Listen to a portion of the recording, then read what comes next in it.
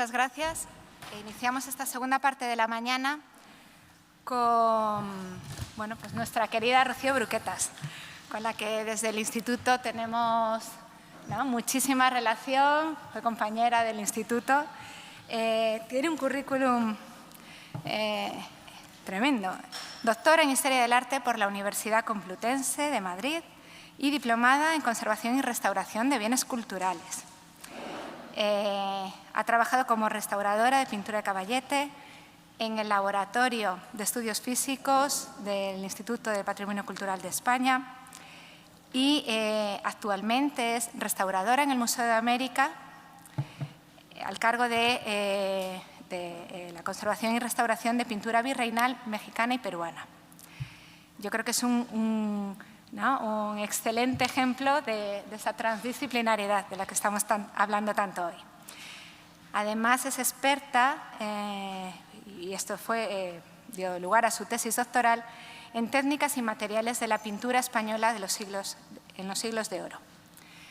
Y con esta perspectiva, hoy nos va a hablar, siguiendo con la línea temática que llevamos en la mañana, pues del comercio de los materiales pictóricos, con la presentación Son dichosos en colores, el comercio de materiales pictóricos con América durante la Edad Moderna. Adelante, Rocío. Muchas gracias. Muchas gracias, María. Gracias, María y Miriam, por invitarme a este simposio. La verdad es que, para mí el instituto sigue siendo mi casa. No puedo, es que ahí, lo he dicho otras veces, ahí es donde yo me he hecho. Y los últimos años, pues estoy teniendo unos años muy felices también en el Museo de América. Pero vamos, digo que el instituto considero que sigue siendo mi casa, ¿no? Ahora voy a abrir esto.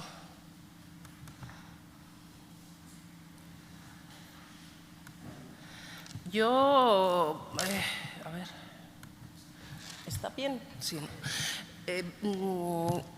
Vamos a ir a hacer un poquito de viaje también con las flotas americanas, o sea que prepararos porque vamos a ir si hablamos de comercio hay que hablar de los barcos y hay que hablar mucho también se enlaza muy bien con la charla anterior, ¿no?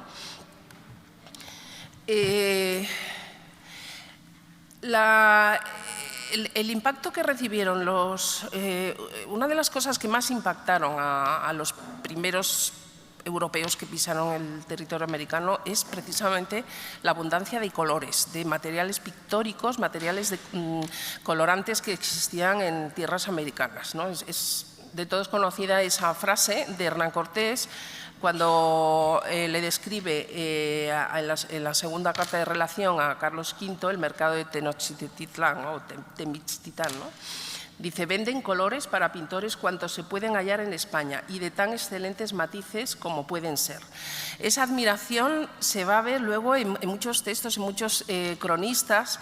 Un ejemplo, por ejemplo, es Felipe de Guevara, que nunca estuvo en América, pero recoge toda ese asombro, ¿no? de esa enorme variedad de materias colorantes. Felipe de Guevara, que era un tratadista que escribió los comentarios de la pintura hacia alrededor de 1560, luego se mantuvo manuscrito hasta el siglo XVIII, pero vamos, que era un gran conocedor de la pintura flamenca, ¿no? Él decía, son dichosos en colores, ahora sean de tierra, ahora de zumos de hierbas varias, sin contar la cochinilla que es carmín rarísimo. Es decir, estamos hablando de un momento en que se están introduciendo nuevos productos y están llamando mucho la atención. Otros comentarios, ¿no? También ya cuando se va avanzando en el conocimiento de otros territorios, por ejemplo, esta expresión de Juan de Betanzos, otro cronista, ¿no? Suma y relación de los incas, él dice, ya se está refiriendo a las zonas andinas, a los territorios andinos, lo que estos tenían eran minas de muchos colores, muy finas para pintar, y de todos los colores que nosotros tenemos. Es decir, el encontrar productos que servían para la pintura era algo que causaba admiración y también se buscaba porque era un producto que podía tener interés comercial, indudablemente, ¿no? O esto de Bernabé Cobo, ya más avanzado en el siglo XVII, que también, hablando del mundo andino, dice piedras de todos los colores para la pintura en muchas partes, como son añil en piedra, muy fino verde, azul y de todos los colores, ¿no?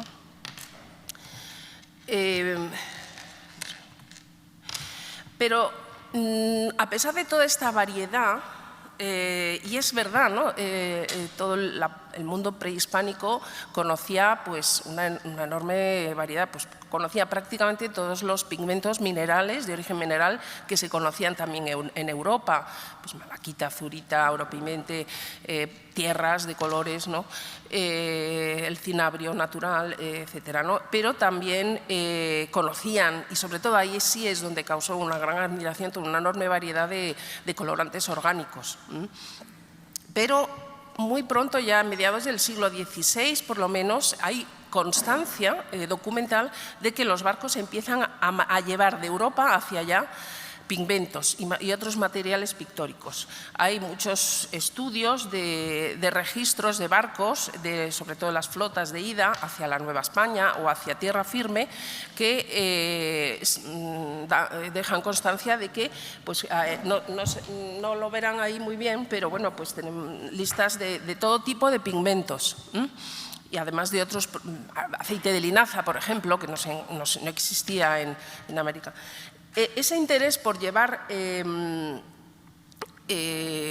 materiales a tierras americanas se debe también a un factor interesante, y es la introducción de una técnica que allí se desconocía, que era la técnica del óleo. Lo que sí desconocían los habitantes del mundo americano eran los pigmentos artificiales. Desconocían el blanco de plomo, desconocían el cardenillo, desconocían los amarillos de plomo y estaño, es decir, todos esos pigmentos que estaban ya muy introducidos en la pintura europea y sobre todo eran fundamentales en la técnica del óleo. Y cuando se llega a América, o sea, una de las grandes motivaciones para desarrollar el arte europeo allí era la evangelización, en la construcción de retablos, donde era una herramienta extraordinaria para transmitir el mensaje evangélico mediante las narraciones, ¿no? Con pinturas y esculturas. Y ahí pues la técnica del óleo, pues puesto el dorado y eso también, pero la técnica del óleo era fundamental para las pinturas, las historias de pincel, la pintura sobre tabla y también las encarnaciones de las esculturas, ¿no?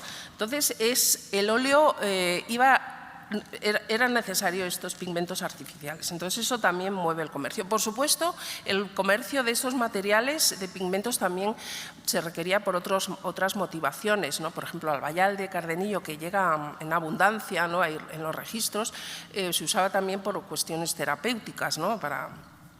para otros usos, ¿no? Aquí tenemos un ejemplo de un retablo que tiene construido en México en 1586 de Simón Pereins, ¿no? Y Pedro de Requena, que es un escultor también procedente de la península. Pereins es flamenco, pero es un momento que se están viajando muchos artistas también a territorios americanos a buscarse allí la vida, ¿no? Y bueno, pues se van a transmitir procedimientos, técnicas, etcétera, y también pues hay un requerimiento de determinados pigmentos que no se van a encontrar allí. Esto es uno de tantos mapas que tenemos en Internet para que refresquemos un poco la idea de cómo era lo de las flotas. El sistema de flotas que se impone en el siglo XVI, pues ya saben que eran fundamentalmente dos flotas que salían 2 veces al año y que una, al llegar a las Antillas, pues una se desviaba al puerto de Veracruz, que era la flota de la Nueva España, y la otra se desviaba hacia tierra firme, o sea, hacia Cartagena y Portobelo, que era la flota de tierra firme. Allí en Portobelo se establecían las ferias de Portobelo, famosas, se descargaban todas las mercancías, se traficaba con ella en la feria, y los comerciantes, mercaderes de la flota del Mar del Sur, que es la que iba por el Pacífico, cargaban nuevamente en sus barcos para transportar y distribuir los productos pues, en los principales puertos ya del Pacífico, que serían pues, Callao, Guayaquil, en Ecuador, Callao, Arica, etcétera, ¿no?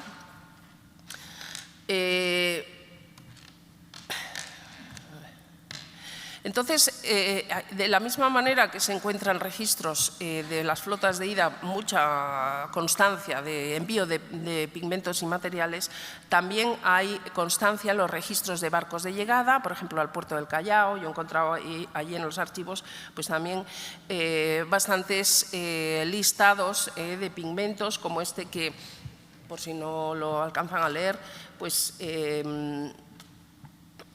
tenemos tierra verde, esmalte, azarcón, que es el minio, pigmentos artificiales, genulí, fino, el amarillo de plomo y estaño, verde granillo, que puede ser también un verde,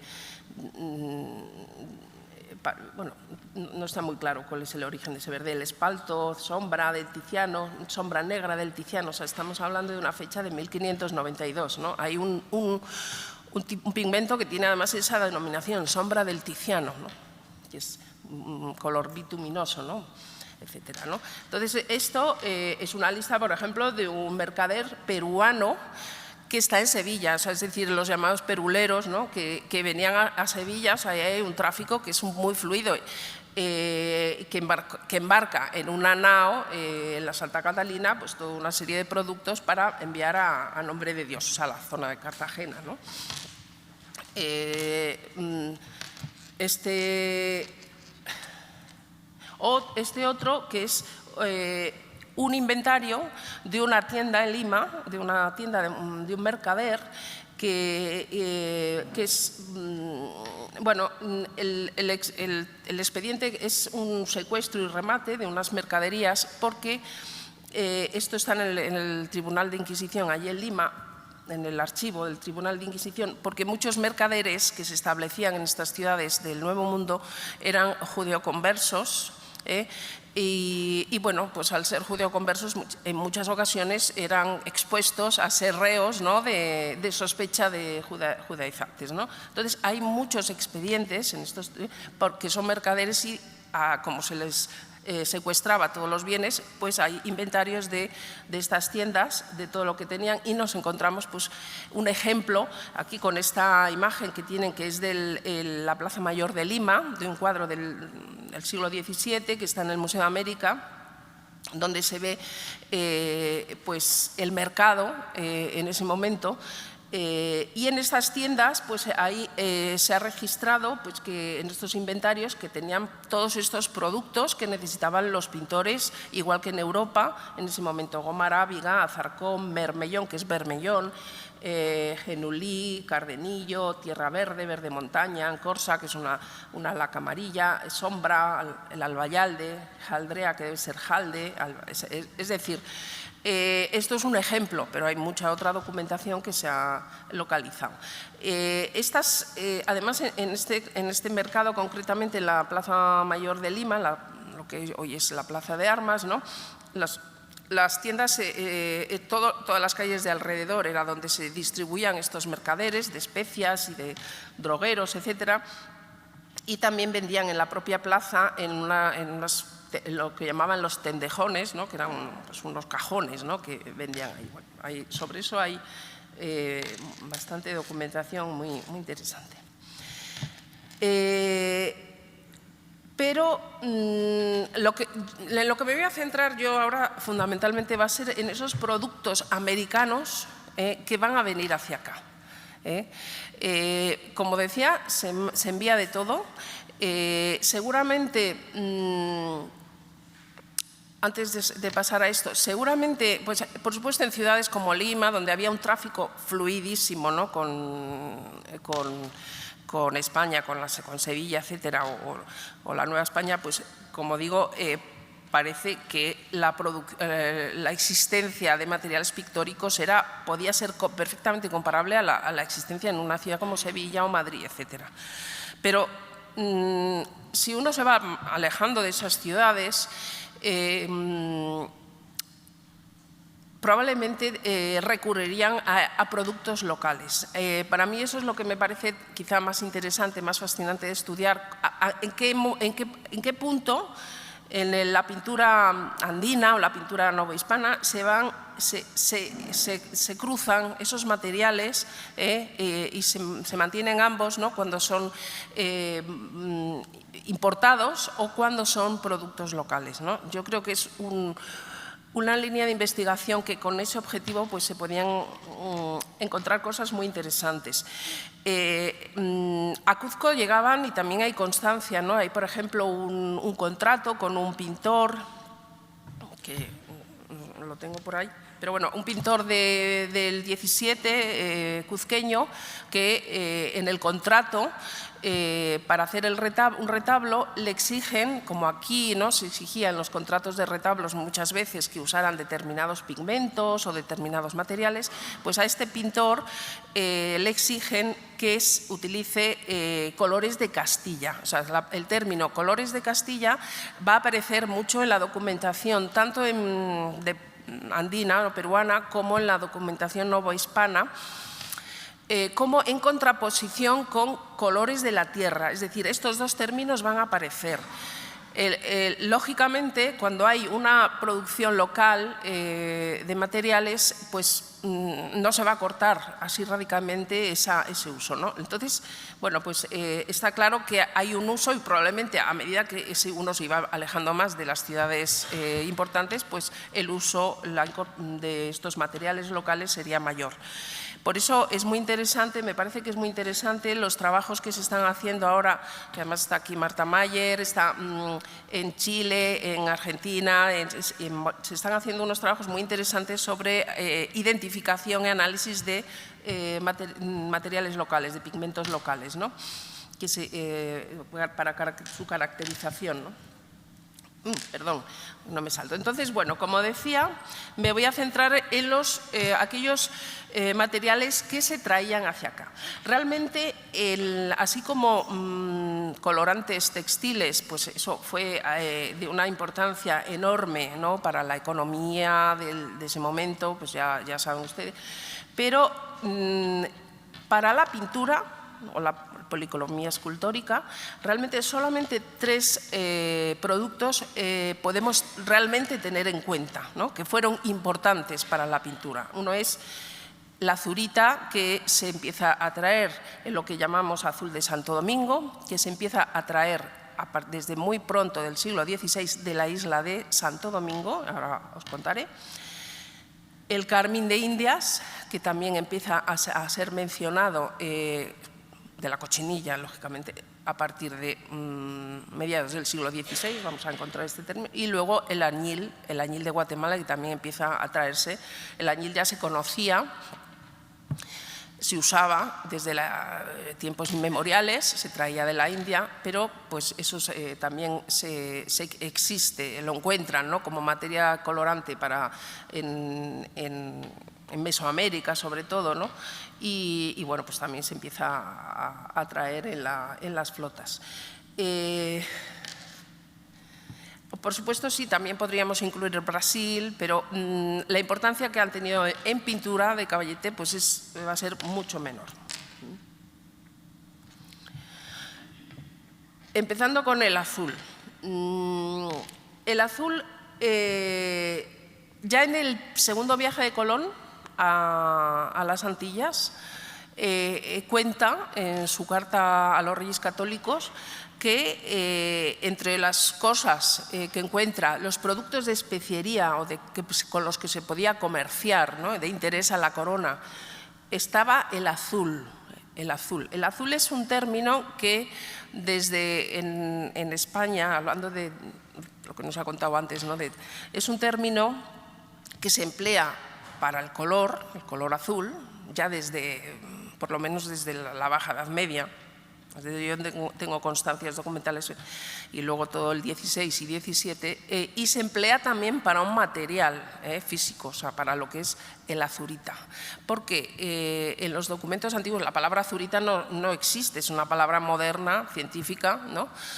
Cuando uno se encuentra un documento del siglo XVI donde se está hablando de minas de azul, es azurita. Por lo tanto, cuando Pacheco u otro tratadista dice coge un poco de azul, no está hablando de esmalte, casi siempre. No está hablando de esmalte, no está hablando de añil, no está hablando de ultramar. Esos eran otros pigmentos azules que tenían su propio nombre. Cuando se habla de azul, generalmente es azurita, generalmente. Entonces, como digo, en esta descripción que hace Fray Bartolomé de las Casas, que cuenta, ¿no?, cómo se desarrollaron los viajes de Colón, dice: halló y descubrió que allí, en una carta que escribió a los reyes, muchos mineros de oro y uno de cobre y otro de azul fino. Dice, el azul fue poco y el ámbar también, ¿no? Eso es la primera constancia de que allí se encontró azul. También esta constancia enseguida la va a recoger también el primer cronista de Indias, que fue Pedro Mártir de Anglería. Su crónica es muy temprana, ¿no?, de 1500. Habla también del color garzo, claro, que es el término italiano para designar azul, ¿no? También Gonzalo Fernández de Oviedo, azul para pintar, finísimo. Pero están hablando del azul de la isla de Santo Domingo, que dicen nuestros pintores que no es inferior al que llaman acre. El azul de acre era el ultramar, era el nombre que se daba también a fines de la Edad Media, porque venía, el lapislázuli venía de Afganistán por las rutas de caravaneras, y en Acre, en Palestina, se embarcaba, los venecianos lo embarcaban para traerlo a Venecia, y ahí donde lo procesaban para vender ese famoso azul ultramar tan caro que se utilizó en la Baja Edad Media y en el Renacimiento, ¿no? Entonces, en España se va a llamar azul de Acre durante bastante tiempo, luego ya predomina el término azul ultramar, ¿no? Pero como era el pigmento azul más apreciado, pues aquí Fernández de Oviedo lo compara, esa azurita, dicen que no es inferior al que llaman acre. Efectivamente, hay bastante documentación de que esas minas, esos yacimientos donde se empieza a sacar la piedra azul, es en el centro de la isla, en esa zona que está señalada con la flecha, que es el Cotuí. Esto es la única imagen. Por supuesto, ahora no se explotan, hay bastante desconocimiento sobre esa historia de esa producción. Es una zona de cobre, de producción de cobre, y esas son las únicas fotos que me he encontrado sobre una azurita de esa localidad, ¿no?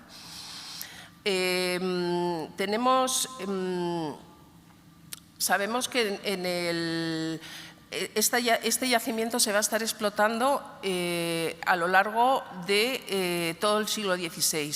De hecho, hay una real cédula muy temprana, de 1500 y pocos, del rey, que pide, en este caso es la reina, me parece que todavía estamos en esa etapa histórica, pide que se traigan muestras de azul y verde para que lo prueben sus oficiales, ¿no? Y ya, como digo, se va a estar explotando todo el siglo XVI y gran parte del siglo XVII. Tenemos constancia de también en los registros de los barcos que se va a mandar a Sevilla en abundancia, en grandes cargas, de esta piedra azul, que aparece así designada en los registros: piedra azul de pintores, piedra azul de pintores. Como digo, va a ser muy abundante. Yo me pregunto, ¿por qué en esa época, en los primeritos años del siglo XVI, va a ser de tanto interés este material? Porque el carmín de cochinilla, se va a entender, los productos tintorios con los que se obtenían lacas, se puede entender, porque el interés de la industria textil era enorme. Eso sí era un interés comercial de peso, ¿no? Pero la azurita, que solo servía para pintar, no era un producto de tanta extensión, ¿no? Entonces, pero realmente, si uno se van a pensar en ese momento, qué es lo que se está haciendo en España, ¿no?, en la península, pues esos grandes retablos de cabecera, donde se combina, es muy normal que se combinara los fondos de crestería, la crestería calada propia del gótico, con esos fondos azules que se hacían con azurita. La azurita era un material que se estaba usando pues también desde tiempos inmemoriales, se conoce desde la antigüedad, ¿no?, como material, pigmento azul, ¿no? Y en estos retablos se usaba de una manera muy particular.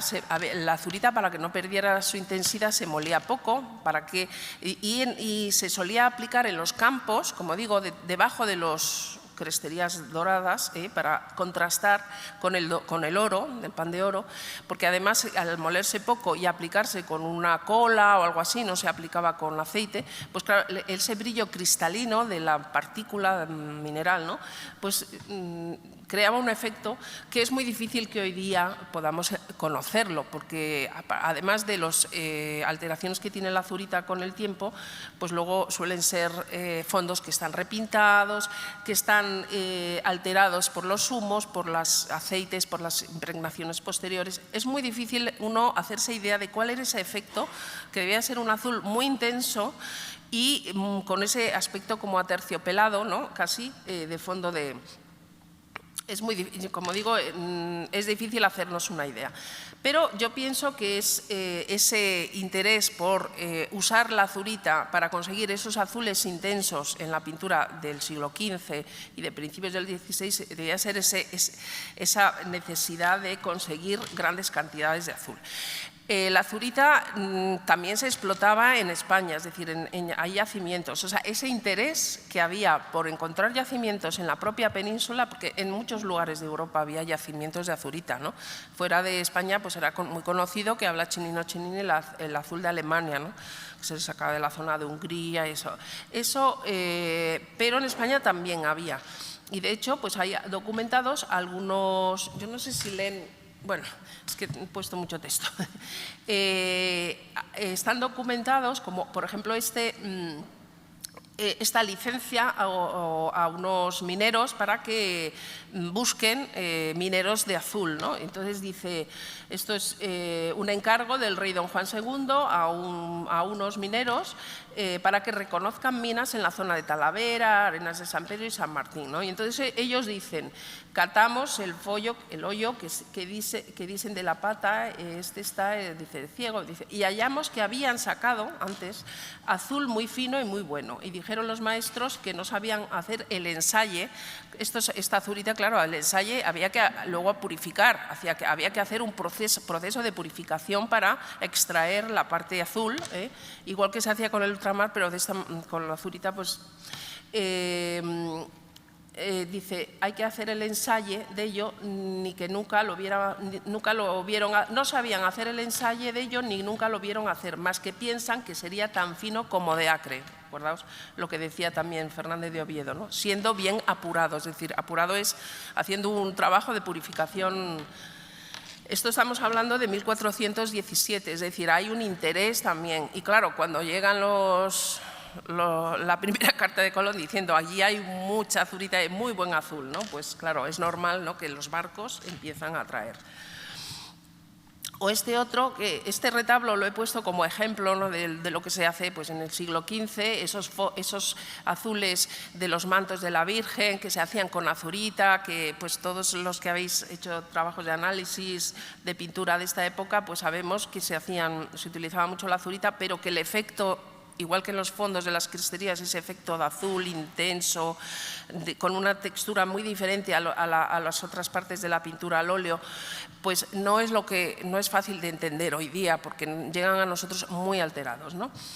Dice, las puertas, esto es un contrato de un pintor para un retablo en la Catedral de Toledo, ¿no? Dice, que sea de campo de azul de Medina. Este azul de Medina, claro, nos encontramos a veces terminologías relacionadas con alguna localidad de la península. Este azul de Medina probablemente es Molina de Aragón. No, perdón, me he confundido, ese es otro. Azul de Molina es en otro momento. Aquí habla de un azul de Medina, no sé de qué localidad puede ser, pero está claro que habla de una localidad. Y dice, de lo mejor que se pudiera ver, salvo que no sea de Acre. Es decir, que si se encuentra azul de Acre, que si ponen azul de Acre, mejor, ¿no? Respecto al azul que están trayendo, bueno, tenemos también, en la época de Felipe II, cuando se está construyendo el Escorial, es muy interesante porque el rey se involucra muy directamente en la búsqueda de materiales idóneos y los mejores materiales, las mejores calidades para las obras reales, ¿no? Hay muchísima documentación sobre ese interés directo de Felipe II, ¿no?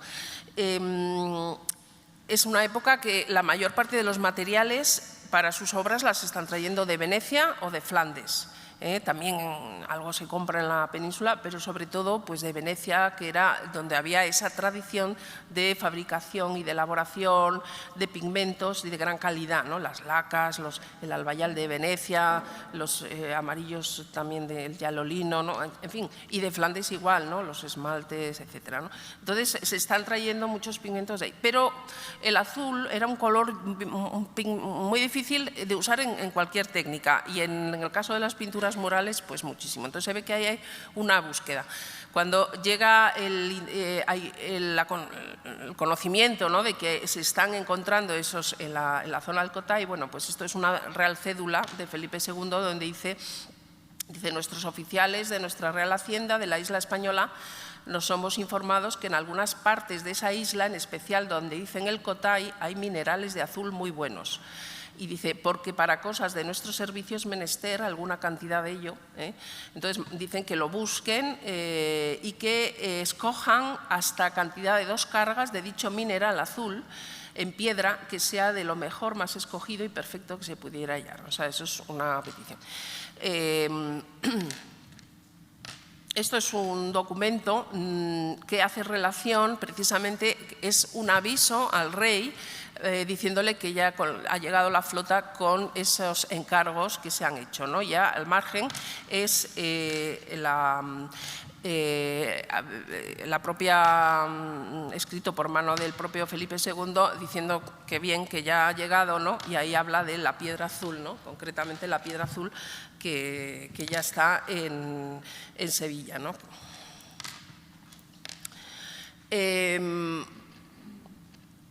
A ver. Bueno, hay, como digo, mucha documentación que habla de la llegada a lo largo de todo el siglo XVI al puerto de Sevilla. En el puerto de Sevilla, bueno, he puesto esta imagen porque es la Torre del Oro y ahí hay esa grúa que es donde se utilizaba para bajar las mercancías de los barcos, ¿no?, de las naves, y toda esta carga de piedras que venían en los barcos luego se refinaba en Sevilla. Hay constancia también documental de algunos pintores que se autodenominan, o sea, que se titulan en la documentación refinador de azul, ¿no? Tenemos, por ejemplo, yo tengo localizados 2, uno que se llama Jordán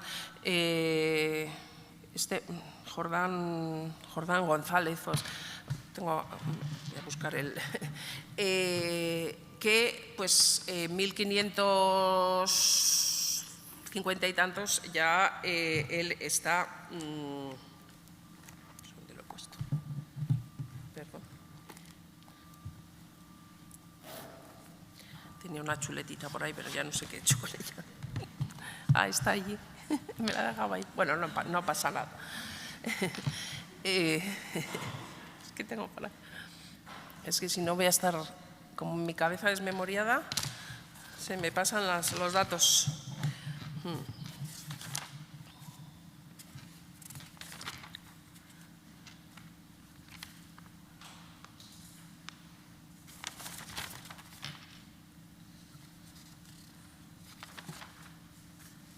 Aquí, perdón por el lapsus, es que sí. Es un Jordán González. Tenemos el dato de que de este Jordán González le paga en 1548 a Alonso de Medina, mercader, una serie de maravedís por 6 arrobas y 8 libras de piedra azul, o sea, una buena cantidad.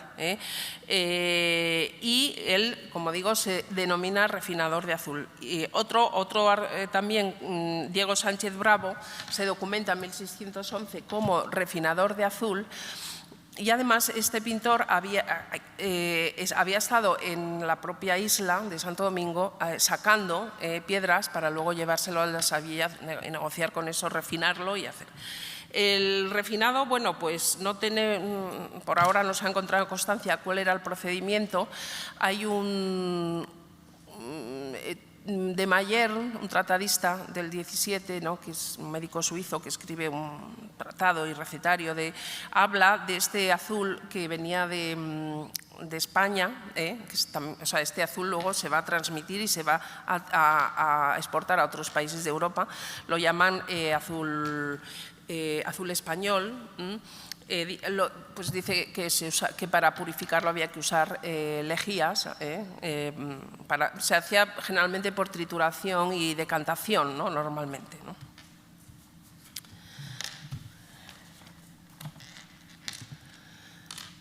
Bueno, aquí tenemos las diferentes nomenclaturas que vamos a encontrar en la documentación de estos siglos, XVI, XVII, azul de cenizas, es decir, el azul que llega de Santo Domingo. En Sevilla, por Pacheco, ¿no?, lo denomina azul de Santo Domingo, pero pasado el lugar, o sea, fuera de Sevilla, en el resto de la península se va a llamar azul de Sevilla, y fuera de nuestras fronteras, más allá, se va a llamar azul español.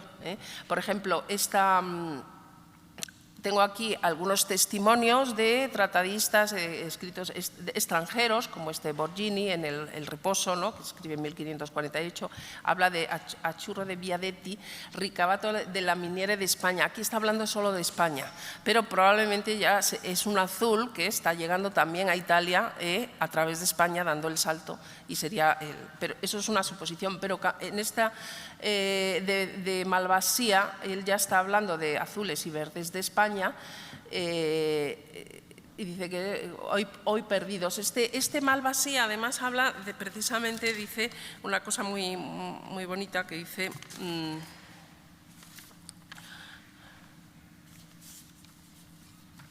Dice… él en la vida, ¿no?, de los pintores boloñeses, lo publica en 1678, dice… habla de unos azules y verdes de España así muy bellos, pero que hoy día ya no se encuentran, ¿no? Es decir, probablemente se está refiriendo. Y luego también de Mayer hace una referencia ya concreta y directa a los azules que vienen de las Indias, dice que vienen a través de Sanlúcar, y que dice que se encuentran en las minas de plata de allá, lo cual no es así, pero bueno. Es decir, este azul va a recorrer otros países de Europa. ¿Cuánto? 10 minutos. Vale. Vamos a ver que también hay una búsqueda de pigmentos azules también en los territorios andinos, que esa búsqueda, ese interés lo van a recoger también los cronistas ya en todo lo que es la zona del Virreinato del Perú. Y he puesto aquí algunos ejemplos de esta zona de producción de cobre, que es el oriente de la actual Bolivia y norte de Chile, donde hay hoy todavía también esa enorme producción minera de cobre, y donde hay muchos cronistas van a resaltar que ahí se extraían colores verdes, colores azules, generalmente asociados con el cobre, como por ejemplo muchos de estos textos están asociados pues a las relaciones de la época de Felipe II y otros cronistas, ¿no? Hablan se halla azul fino de pintores en la provincia de las Chinchas, etc. Bueno, paso rápido. Y luego también se empieza a mencionar el lapislázuli. Dice, hay en este valle de Atacama, esto es una relación del factor de Potosí al virrey del Perú, dice, hay en este valle de Atacama contorno del lapislázuli y jaspe de colores. Efectivamente, los yacimientos de Chile son importantísimos hoy día como para el lapislázuli, pero La primera constancia, y si no me equivoco, aquí está Marta Mayer y también otra compañera de Chile, ¿no? Que si no me equivoco, se está empezando a encontrar ahora cada vez más como un pigmento utilizado en las obras de arte, bueno, en la producción pictórica de toda esta zona, ya en época colonial, pero que vendría de antes, claro. O sea, se está encontrando, por ejemplo, que ahí habéis trabajado en la Virgen de Copacabana, de allí de Bolivia, ¿no? Y entonces a mí me parece que esto es algo interesantísimo porque es la primera vez en la historia que se encuentra una pintura con un pigmento de lapislázuli que no es de Afganistán, que viene de allá. Pero, como digo, esta existencia de estos colores sacados del lapislázuli también lo recogen los cronistas, ¿no? Y luego hay otro azul que aparece ya en el siglo XVIII, que también va a tener interés, nunca tanto como el de Santo Domingo, no va a tener esa influencia en el mundo del comercio, pero que sí fue interesante. Por ejemplo, Mutis, ya esto es en el XVIII, hablan del azul de la grita, que es también un azul de cobre que se extrae en esta zona de Venezuela, y que ahí pues, parece que en el siglo XVIII, finales del XVII y XVIII, va a estar bastante extendido localmente, ¿no? O sea, Álvaro Mutis, Celestino, Da Constancia, este azul, etc. Y luego el otro, corriendo, voy a hablar, es el carmín de Cochinilla. El carmín de Cochinilla, bueno, pues ya todos ustedes saben, se empieza a traer a mediados del siglo XVI en grandes cantidades a Europa, porque eso sí fue un factor de riqueza, ¿no? Importantísimo después del oro y la plata, es lo que más enriqueció la corona y corre mucho. Y también sabemos que hay unos primeros testimonios de los Fray Bernardino de Sahagún, como en el mundo mesoamericano conocían el colorante, la materia colorante, y también conocían un procedimiento para fabricar una laca, para hacer un pigmento laca con este colorante. Lo describe Fray Bernardino de Sahagún, lo describe Hernández, como es Francisco, ¿no? Francisco Hernández.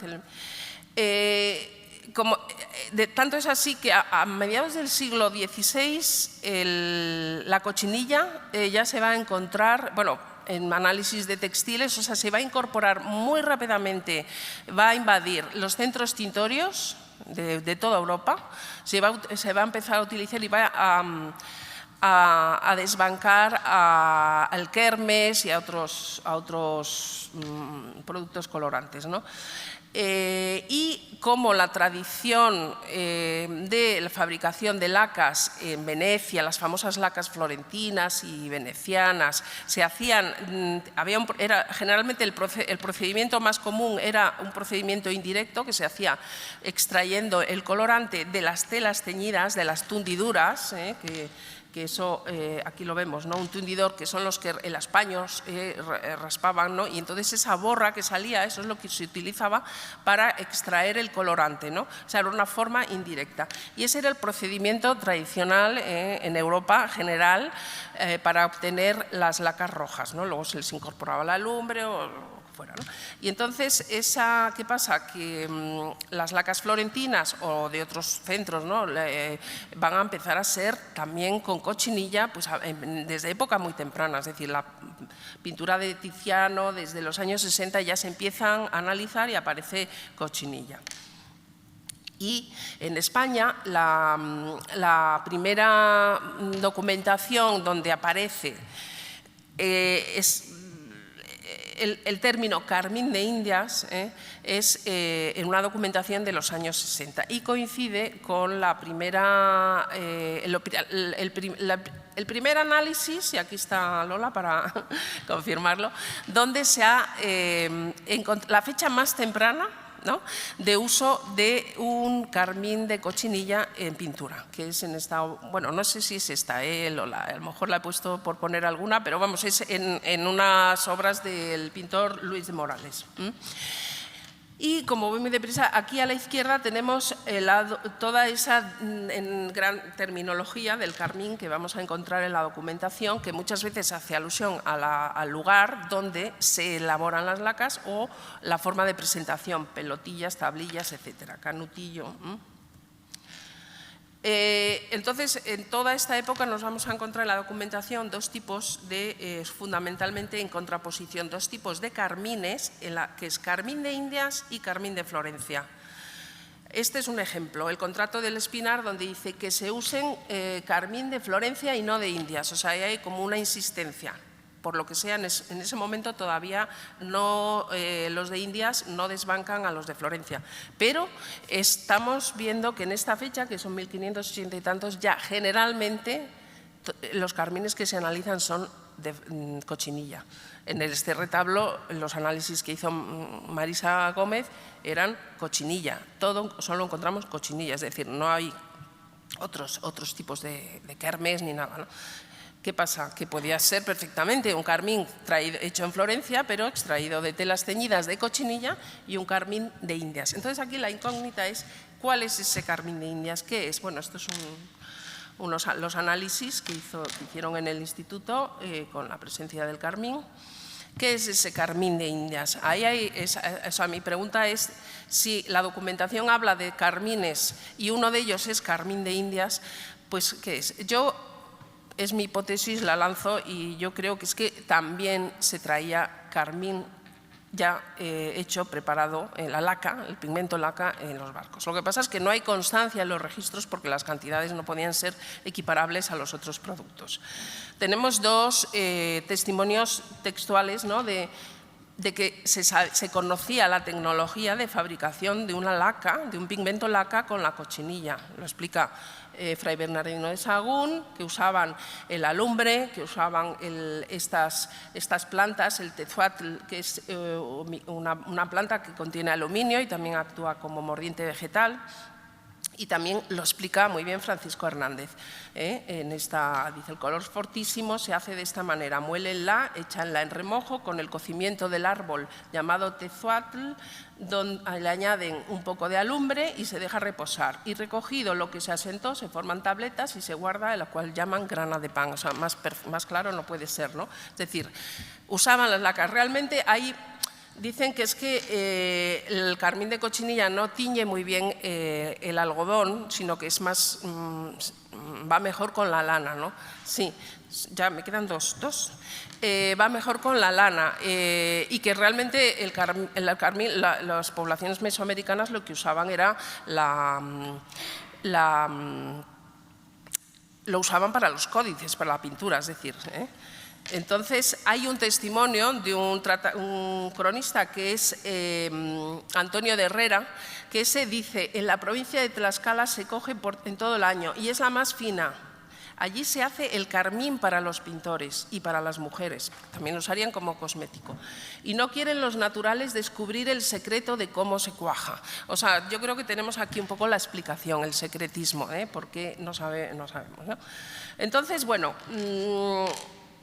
lo voy a dejar aquí para no quitarle tiempo a los siguientes, que el mundo es fascinante, el de los pigmentos. En el siglo XVIII va a haber una vuelta, un interés también por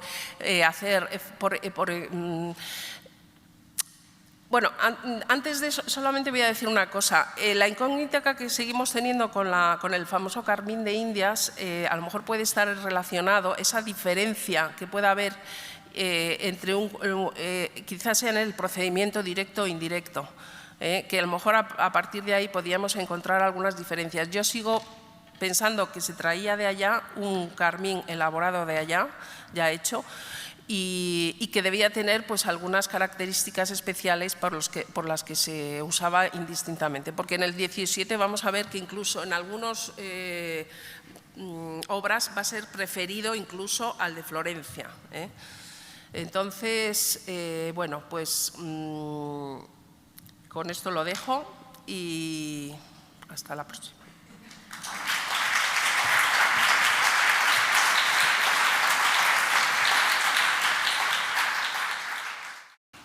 Va a ser una conferencia compartida entre Antonio Álvarez Osorio, catedrático de Historia Moderna de la Universidad Autónoma de Madrid y director del MIAS, el Madrid Institute for Advanced Study, y de Susana Marras, que es licenciada en Química para la Conservación y Restauración del Patrimonio en la Universidad de Venecia, doctora en Química con la especialización en lacas y colorantes.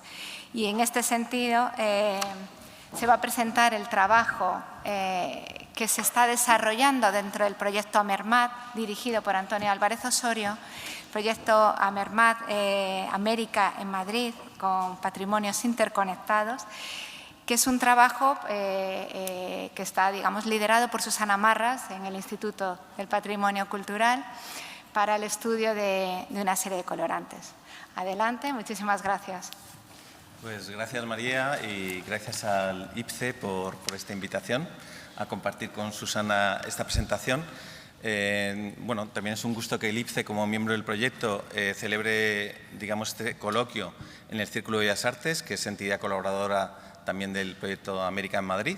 Entonces, nuestra presentación, que es doble, que irá acompañada, pues, por mi parte, de una presentación general del proyecto y por parte de Susana, pues, digamos, una profundización en lo que son la utilización de plantas tintorias.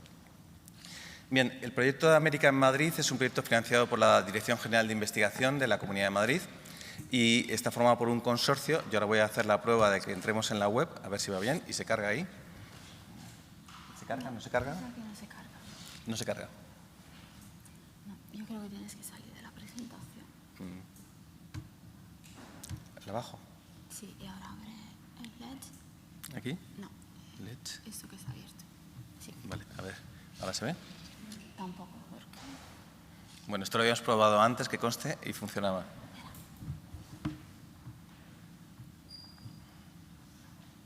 Voy a salir de modo presentación.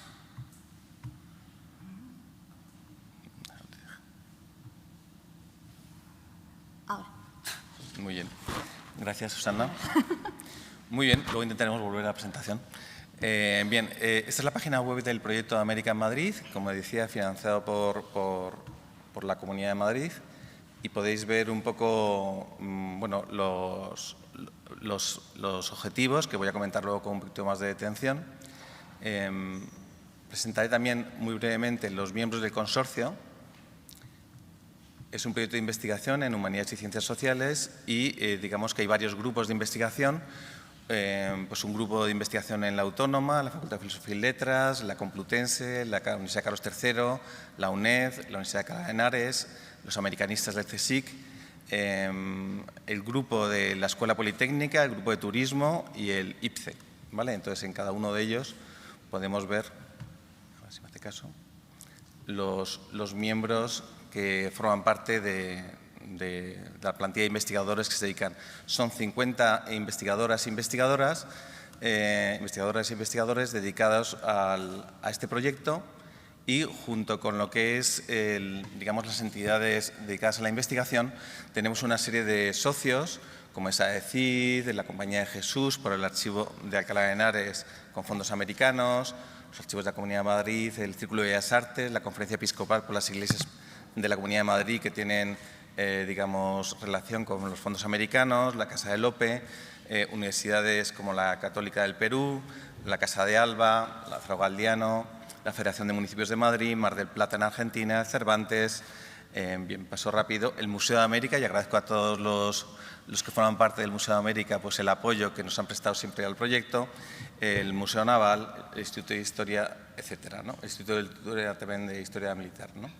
Bien, en la página web podéis ver más información sobre las actividades, los seminarios que realizamos, ¿vale? A ver.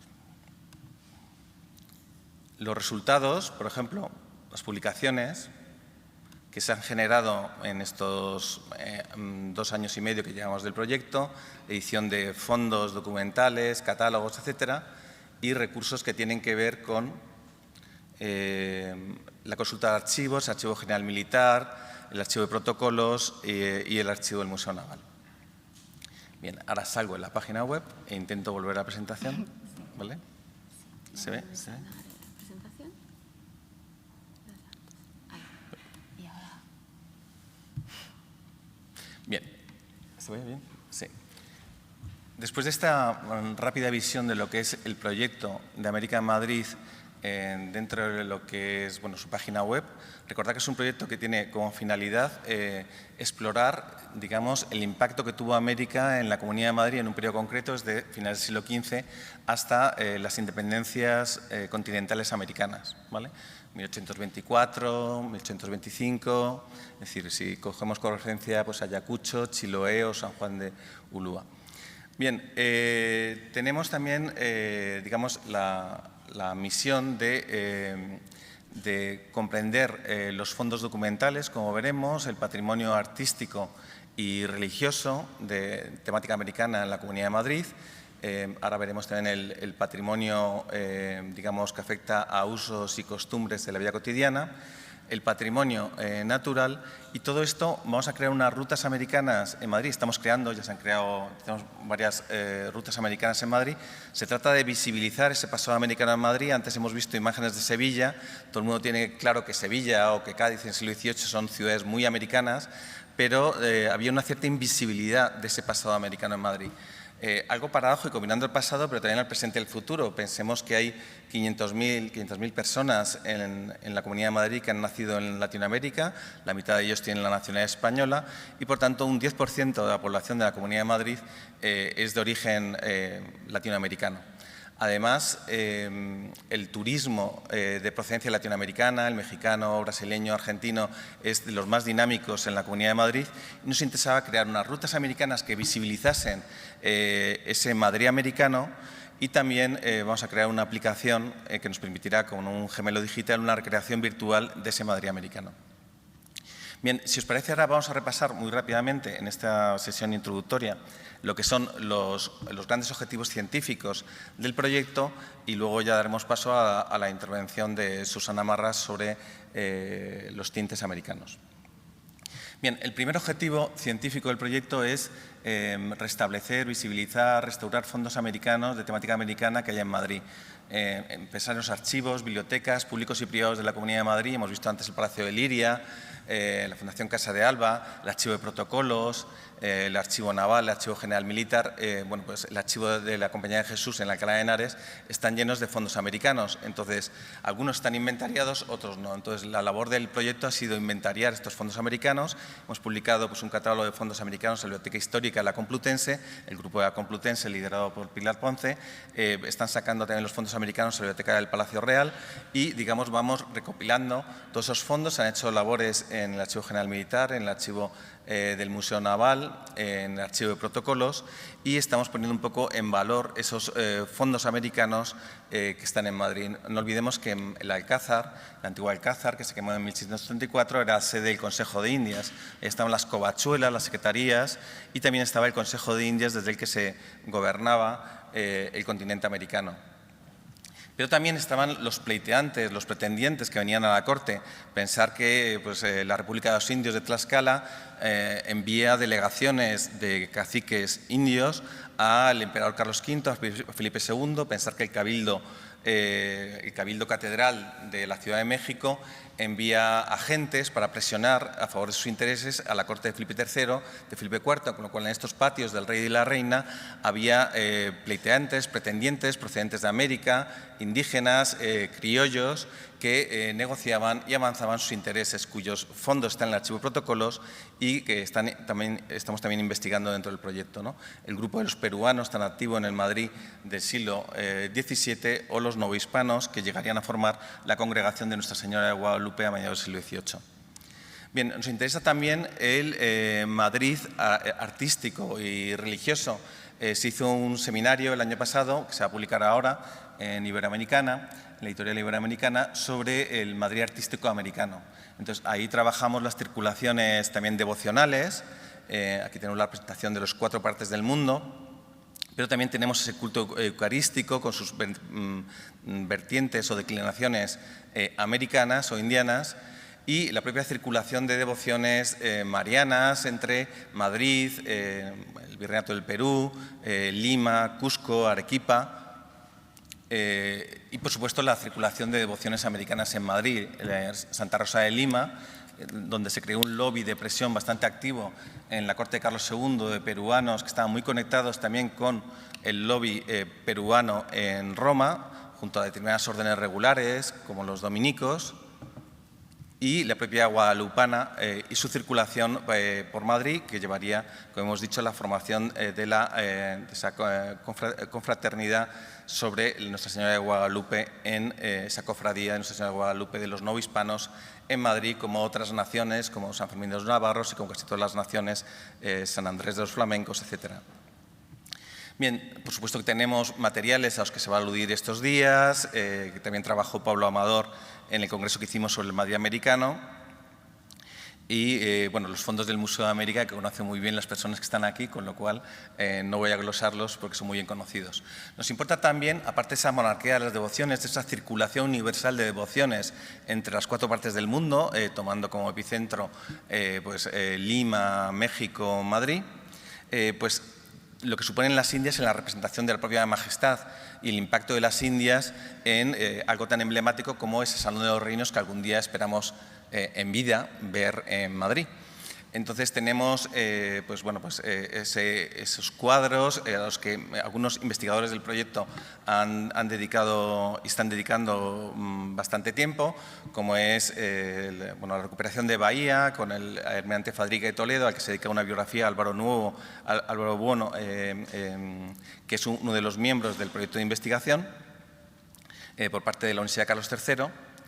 Y los cuadros relativos a la recuperación de Puerto Rico y de la isla de San Cristóbal, en los que se está trabajando y curiosamente se ha encontrado en una colección particular que ha desconocido un cuadro muy distinto de la recuperación de Bahía, que va a generar un libro, todo el trabajo que hay, porque se ven perfectamente las plantaciones de esclavos, los edificios de órdenes regulares, con lo cual nos va a permitir un análisis sociológico, económico, comercial, artístico de un cuadro escondido que había encargado Fadrique de Toledo para, digamos, contrapesar en su enfrentamiento con el conde duque Olivares esa visión conde-duquecéntrica por el protagonismo del propio almirante en la reconquista de Bahía frente a los neerlandeses. Bien, otros ámbitos es el Madrid artístico y cultural, entonces para nosotros es clave el tema del teatro. Y en ese sentido nos interesa muchísimo, vamos a hacer una ruta Alarcón, Juan Ruiz de Alarcón, es decir, un novohispano, un, entre comillas, mexicano, que nace en Nueva España, que se forma en la Universidad de México, que viene acompañando a un virrey y sigue su formación en la Universidad de Salamanca, que regresa a Nueva España, que regresa a Madrid, que se hace relator del Consejo de Indias y que es uno de los autores más conocidos del Siglo de Oro, en polémica con Lope de Vega, con Cervantes, etc. Entonces, a través de los ojos de un mexicano queremos reconstruir México, y esa va a ser una ruta en la que vamos a trabajar en el 2023, siempre con el apoyo de la Dirección General de Turismo de la Comunidad de Madrid, que nos apoya y nos patrocina estas rutas. Y veremos un poco, a través de los ojos de Alarcón, recorreremos no solo el teatro del Siglo de Oro, sino el teatro con temática americana. Lo vamos a combinar con unos entremeses y con músicas, con ritmos procedentes de las Indias, como la zarabanda, el fandango. Y eso también lo vincularemos a Sor Juana Inés de la Cruz y cómo Madrid y ese mecenazgo de la condesa de Paredes, virreina de Nueva España, se convierte en un epicentro para dar, digamos, nueva resonancia mundial a la obra de Sor Juana a través de la publicación de las obras amparadas por la condesa de Paredes. Bien, junto a este teatro americano en Madrid, está un objetivo, el cuarto objetivo es del patrimonio natural, no hace falta hablar del ahuehuete, y al Madrid científico americano, es decir, al impacto de todas las expediciones científicas en el siglo XVI, XVII y en particular en el siglo XVIII, cómo articula ese Madrid americano científico con el legado que hay en el Real Jardín Botánico, las expediciones Mutis, etc. Y su conexión que trabajan en el CSIC, Víctor Peralta, con la ilustración peruana o con la ilustración no hispana. Bien, acabo centrándome en lo que es el tercer objetivo, que son consumos y hábitos culturales en la ciudad de Madrid, en la Comunidad de Madrid. Por supuesto que nos interesan también los reales sitios del Escorial, de Aranjuez y Alcalá de Henares, donde estaba el Colegio de los Verdes, donde iban americanos. Y tenemos pues lo que es el impacto en la alimentación, que todos tenemos en mente: cacao, pimienta, maíz, tomate, ¿vale? Tan mal considerado el tomate en el norte de Europa y también considerado pues, en Madrid, los reinos de España y Nápoles, ¿no? De la cochinilla ya se ha hablado mucho, ¿vale? Simplemente remarcar esa producción desde pues, en Puebla, en Cholula, en Tlaxcala, en el siglo XVI, con ese dinamismo de la producción de la grana cochinilla. También el impacto social, lo que supone la cochinilla, es decir, la destrucción de cochinillas por parte de las comunidades indígenas para evitar su explotación y su traslado a Oaxaca. Oaxaca se convierte en torno a 1600 en el gran productor mundial de la grana cochinilla, que las comunidades indígenas han destruido en otros lugares para evitar la explotación o por los españoles o por los propios caciques indios, como en Tlaxcala. Y concluyo mi presentación inicial al trabajo de Susana Marras con, evidentemente, pues el negro de palo de Campeche, el negro ala de cuervo. Evidentemente había una moda, hay un magnífico libro de Vestir la Española, editado por el Centro de Estudios Europa Hispánica, y bueno, pues bien sabemos cómo ese negro que se manejaba en la corte española, en la corte borgoñona, adquiere un nuevo significado a partir de mediados del siglo XVI con la explotación del palo de Campeche en Yucatán, y cómo ese negro, ese palo de Campeche, se convierte pues a la altura de principios del siglo XVII, después del azúcar, en el siglo XVII, uno de los principales productos de exportación del Caribe. Con lo cual ese negro de ala de cuervo, que se convertirá en un gran negocio para la corona, igual que el grana cochinilla, como se decía, es la tercera exportación después de los metales preciosos de Nueva España. Pues el negro de palo de Campeche se convierte en un gran negocio de la corona, y en ese vestir de negro, esa gravedad española que se extiende por todas las cortes europeas y que permitirá un siglo de hegemonía del negro, desde pues, mediados del siglo XVI a mediados del siglo XVII, cuando el vestir a la francesa, con muchos colores y bien distintos, da lugar a otro tipo de modas. Con lo cual, sin solución de continuidad, seguimos con los tintes. Susana. ¿Te voy a cambiar el sitio? Sí. Muchas gracias. Buenos días. Después de esta magnífica presentación e introducción de mi compañero de charla, me voy a centrar en lo que ha sido la contribución del Instituto del Patrimonio en el proyecto Mermat. Desde el primer momento en que decidimos participar en este proyecto, tuvimos muy claro cuál iba a ser nuestra temática, nuestro objetivo, y era dar a conocer y valorizar el gran trabajo de los tintoreros americanos. Esto tiene distintos aspectos, no solo el mundo tintorero en sí mismo, sino todo lo que ha aportado a la cultura europea. Entonces, la introducción de toda esa especie botánica, tanto tintorea como no, que ahora adornan nuestros jardines o han entrado a hacer parte de nuestro ciclo de consumo. La introducción de tintes y pigmentos, algunos de los cuales, como ya habéis visto con Antonio y con Rocío, se han convertido en poco tiempo en uno de los más importantes históricamente y a nivel de comercio. Y, cosa menos conocida, todo el bagaje de conocimiento de todos los procedimientos adquiridos mediante contacto con las primeras civilizaciones, y todo lo que hemos aprendido de ellos y bueno, que hemos aprendido y que hemos también trasladado a ellos, porque ha sido una influencia mutua.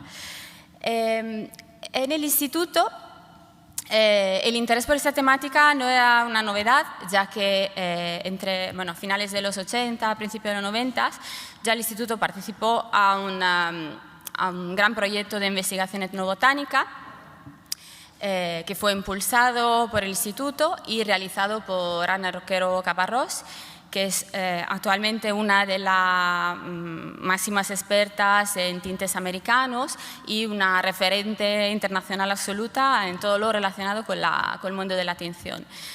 Durante estos años, Ana hizo una serie de viajes a Centro y Suramérica, visitando tintoreros locales de distintas etnias y grupos tintoreros elegidos intentando procurar coger estos que estaban lo más alejado posible de la civilización, entre comillas, y para que fueran lo más posible incontaminados, por así decirlo. Y de esos tintoreros ella fue aprendiendo los procedimientos, los secretos y los materiales utilizados. Todo este ingente trabajo de campo llevó a la realización de un catálogo compuesto de distintas partes, una parte de documentación botánica valiosísima que contiene todas las relaciones, las fichas de las plantas recolectadas, la descripción de los hábitats y documentación fotográfica de las plantas recolectadas, un herbario realizado in situ y actualmente conservado en el archivo del Real Jardín Botánico de Madrid. Una maravillosa documentación etnográfica de con fotos de los tintoreros en el acto de teñir, de recolectar plantas y de desarrollar otras actividades, y un muestrario de tintes. Con todo este material, ese conocimiento, lo que hemos hecho en instituto ha sido desarrollar dos distintas líneas de trabajo. Una primera, una más relacionada a la investigación científica y otra más a la divulgación de ese conocimiento y al estudiar, desarrollar actividades que tuvieran un impacto directo sobre el turismo en la capital, como requerido por los objetivos del proyecto MERMAT. Voy a empezar con la parte más científica. Este proyecto, estamos muy agradecidos a este proyecto porque por fin nos ha dado la posibilidad de comenzar el gran trabajo de caracterización analítica del muestrario de tintes. Y voy a empezar presentando el que es el objeto de nuestro estudio. Aquí podéis ver en esta diapositiva unas fotos de una parte del muestrario de patrones americano realizado por Ana Roquero. Está constituido por aproximadamente 300 muestras de varios tejidos, varios hilados, teñidos con tintes de origen americana. Por un total de 73 especies botánicas representadas. Como podéis ver ya de una primera vista, una gran variedad de tonalidades, de colores, que reflejan una gran variedad de procedimientos, no solo de distintos tintes. Aparte de varias especies botánicas, también en el muestrario son representados todas las varias tipologías de soportes que se utilizaban, tanto los soportes autóctonos de América, locales, como la alpaca, el algodón, el pelo de conejo, como otros que fueron importados de Europa y que en poco tiempo se convirtieron también en soportes muy comunes, como la lana y la seda. Y luego hay soportes más curiosos, más relacionado con su cultura, como las fibras duras de ágave, el liber de árboles, las plumas y el cuero de venado. Aquí podéis ver otras imágenes del muestrario con otros ejemplos que no incluyen solo el teñido, sino también la pintura. Aquí podemos ver liber de árbol que se utilizaba como soporte para la pintura. Y bueno, como no, en este muestrario también se han representado otros materiales como mordientes, aditivos, modificadores de colores y una gran cantidad de materiales. Aunque imagino que en este foro no sea necesario, siempre me gusta poner un poco el acento en el porqué, en la importancia de estudiar los colorantes. Podría un poco obviarlo después de lo que han dicho tanto Antonio como Rocío, pero bueno. Aquí tengo tres motivaciones principales. Pues la primera, la conservación de nuestro patrimonio, porque soltanto mediante el profundo conocimiento de los materiales que se constituyen las obras de arte, y también de todos los productos de degradación y los procesos de degradación en acto, se pueden estudiar las estrategias tanto de intervención como de conservación preventiva optimales para su conservación. Entonces, esto es fundamental. En segundo lugar, proporcionar una mejor lectura y fruición del bien.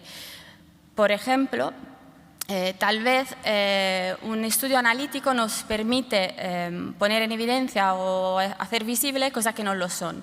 En el caso de los colorantes, por ejemplo, al ser materiales muy sensibles, son sujetos a subir alteraciones y a desvanecer. Entonces, por ejemplo, mediante un análisis se podría descubrir que un objeto que nosotros conocemos con un determinado color, pues en origen tenía otro.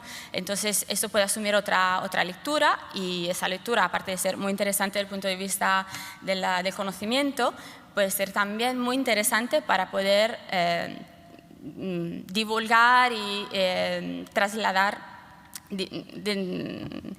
diversamente la información que contiene. El tercero, no me voy a sofremar mucho porque lo han explicado perfectamente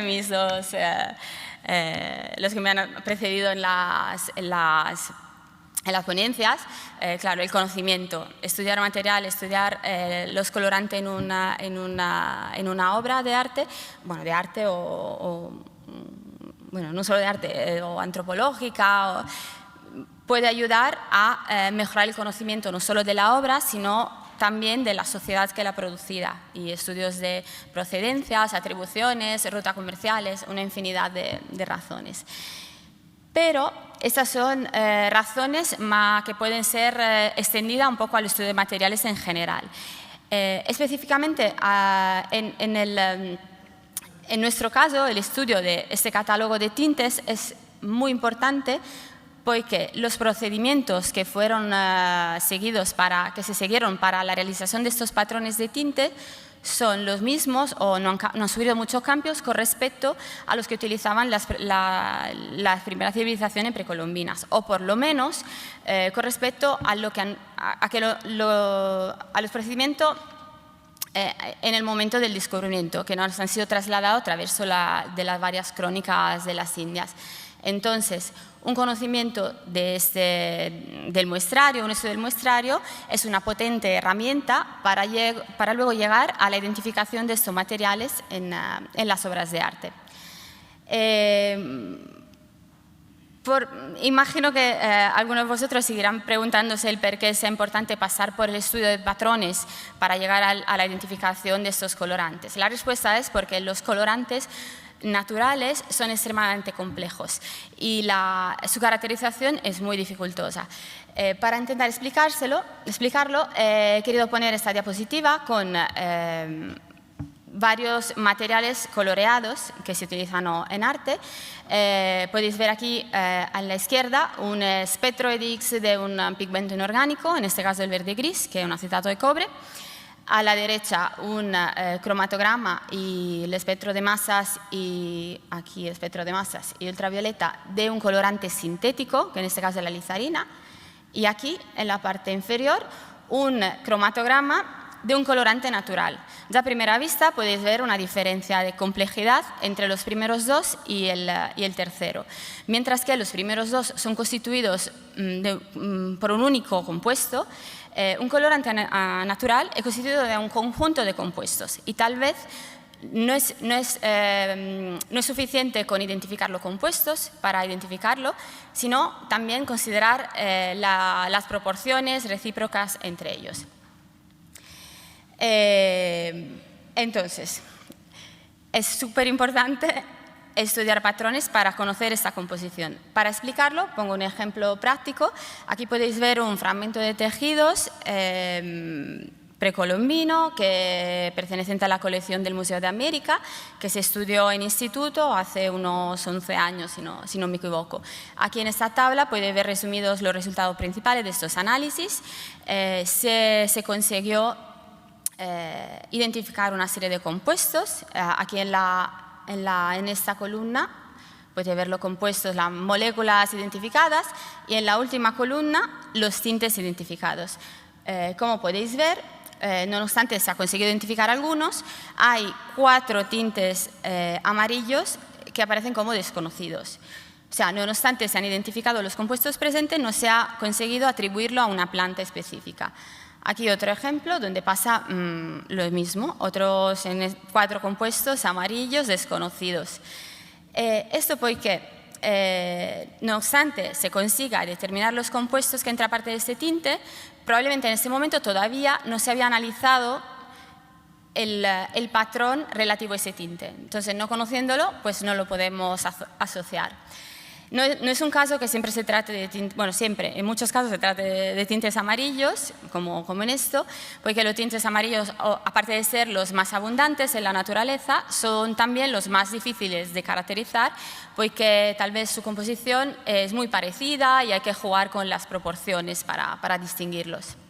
Bueno, esperando de haber transmitido la importancia de nuestro trabajo, voy muy brevemente a hablar de nuestra metodología.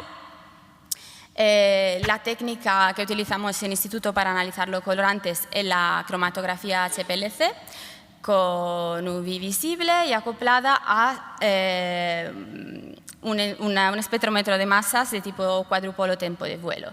Aquí podéis ver nuestro equipo, no me voy a sofremar demasiado en describir la técnica, porque imagino que muchos de vosotros la conozcan ya.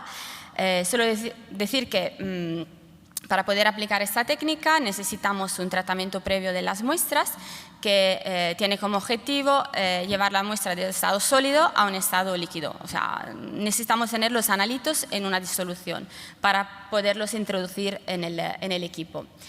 El protocolo de preparación de muestras utilizado en el instituto prevé dos distintas fases, cada una de las cuales dividida en 2 steps. Una primera hidrólisis ácida y una segunda fase de extracción, disolución en una mezcla 50-50 dimetilformamide de metanol. La hidrólisis ácida es un momento fundamental de este procedimiento porque sirve para romper esos enlaces que se crean entre el tejido, el mordiente y el colorante. Entonces, es lo que nos permite efectivamente liberar los analitos que nosotros vamos a analizar. En instituto hemos decidido efectuar una hidrólisis con ácido suave, porque estos ácidos, que en nuestro caso son el ácido fórmico y el ácido fluorídrico, nos permite preservar los glucósidos, que son parte de los tintes y que son fundamentales a la hora de identificar la especie botánica. En esta diapositiva he puesto un resumen gráfico de la gran cantidad de información que se puede obtener de esta técnica. Cada compuesto detectado se identifica por un tiempo de retención específico, unos parámetros espectrométricos y espectroscópicos. El espectrómetro de masas nos da la masa exacta con una gran exactitud que nos permite hacer una hipótesis de la fórmula molecular, de la fórmula bruta, y un espectro de masas y de masas-masas, que nos dan información sobre su estructura. En particular, el espectro de masas-masas, con el respectivo estudio de la fragmentación, a veces nos permite llegar a una identificación unívoca de los compuestos porque representa una suerte de huella digital. El espectrómetro visible nos da una información fundamental a la hora de identificar colorantes, porque nos da información sobre el color que tiene la molécula que estamos estudiando, ya que y tal vez nos permite identificar la familia de procedencia del colorante, ya que cada una de ellas tiene un perfil y un máximo de absorción característico, que podéis ver aquí resumido. Vale. Una vez terminada la fase analítica y la fase de procesamiento de resultados, que es muy larga y compleja, los resultados se estudian en tandas, considerando las varias especies botánicas, cada vez bueno, estudiando singularmente los resultados de una determinada especie botánica. Con esto se realizan, con todos estos datos, se realizan unas tablas de correlación donde juntamos todos los compuestos encontrados en todas las muestras de la misma especie botánica. Podéis ver aquí en esta columna larguísima. Y se comparan las varias muestras analizadas por la misma especie botánica. Y con esto se van creando grupos que nos permiten identificar distintas categorías de compuestos. Compuestos comunes, o sea, compuestos que encontramos en absolutamente todas las muestras, que nosotros consideramos como nuestros marcadores de la especie, porque están siempre presentes independientemente del proceso que se ha seguido para realizar la muestra. Compuestos recurrentes que probablemente se podrán relacionar con algún aspecto, algún parámetro del procedimiento de ejecución, y compuestos no relacionables que en esta fase no son de nuestro interés, podemos decir. Con los primeros dos,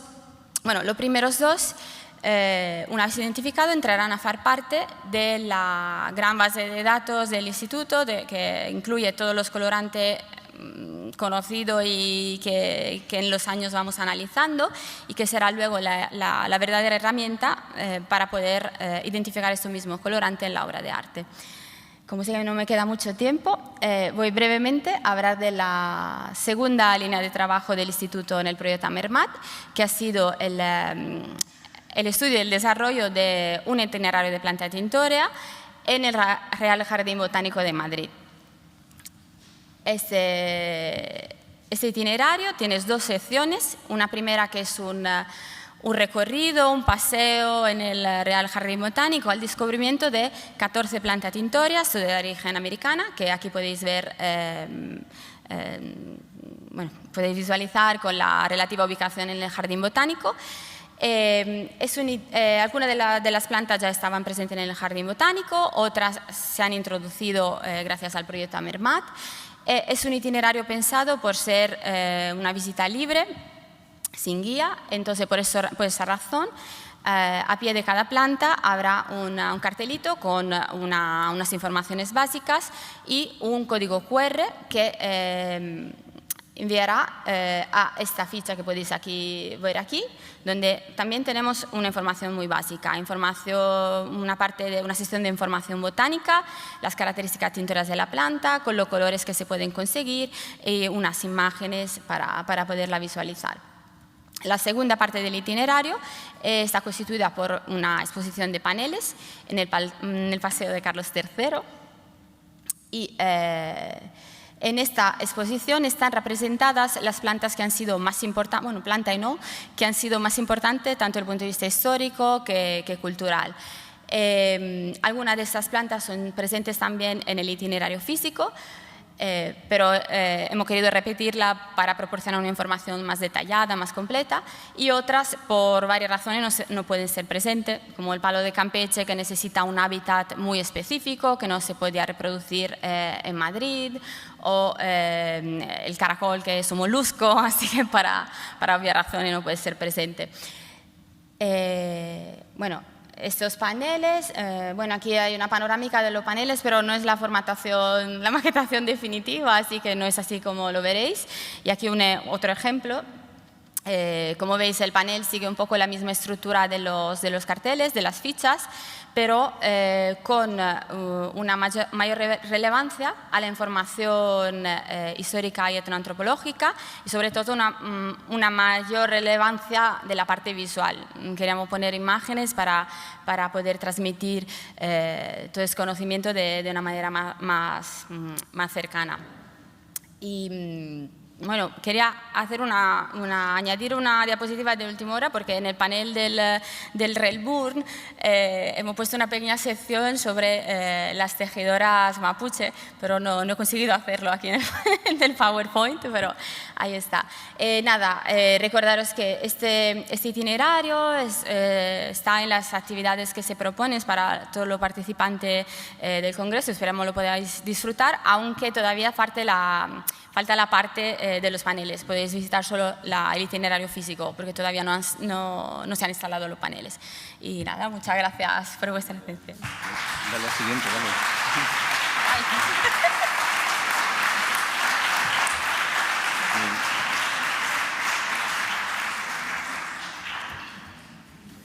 Sí, tenemos que estar aquí. Bajamos y quedamos.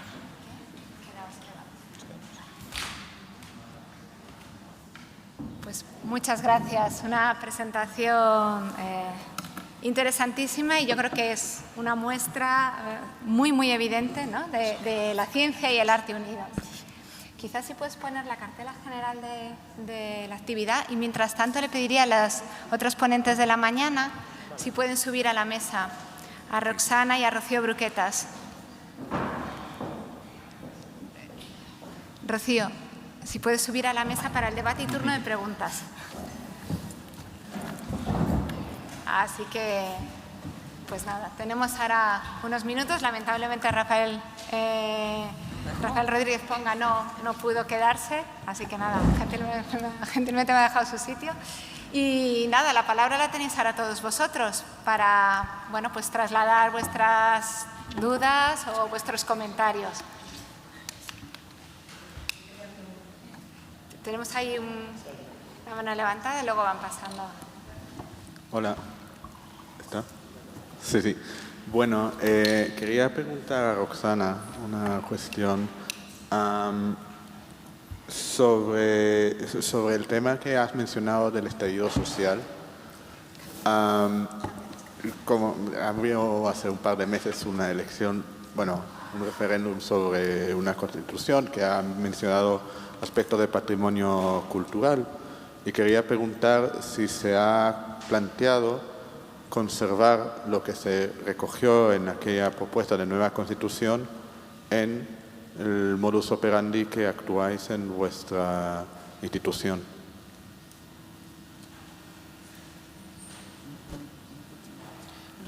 Sí, es que no se ha entendido muy bien. No sé si puede repetir. Sí. Hay un eco en la sala. Sí. ¿Funciona? ¿Hola? Ya, otra vez.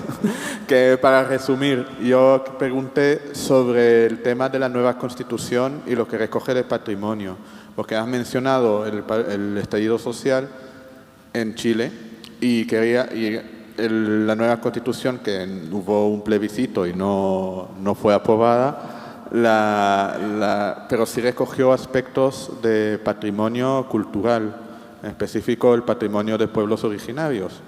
Entonces, yo quería preguntar si en vuestra institución vais a recoger o reciclar algunos aspectos que se recogieron en la nueva Constitución propuesta y rechazada. Bueno, difícil pregunta para poder responder, porque efectivamente, como bien saben, el 4 de septiembre hubo un rechazo, digamos, a la propuesta constitucional que había instaurado la Asamblea Constituyente y que obviamente muchas de las propuestas que se instalaron, digamos, en ese documento que la ciudadanía tenía que votar provinieron justamente de los cabildos autoconvocados sobre el tema del patrimonio. Y bueno, nosotros esperamos que muchos de esos aspectos estén, digamos, en la nueva Constitución, pero como bien saben, estamos en un proceso de alta incertidumbre, toda vez que ahora los mecanismos y las formas como se van a llevar a cabo el proceso constituyente está instalado en el Poder Legislativo y el Poder Legislativo todavía no determina la discusión porque hay obviamente diferencias. Podría decir que la votación de plebiscito de entrada, que fue 80-20, a favor de una nueva constitución, versus el plebiscito de salida, con una constitución rechazada del 62% de la población. Nos lleva a entender, digamos, yo creo, quienes se mueven en el ámbito político y en las élites, que claramente hay una desconexión bastante importante con respecto a lo que piensan las personas, ¿ya? Y eso es algo que claramente habrá que volver a trabajar y que hace mucho más sentido desde el ámbito de la conservación-restauración hacer el giro del objeto al sujeto, ¿ok?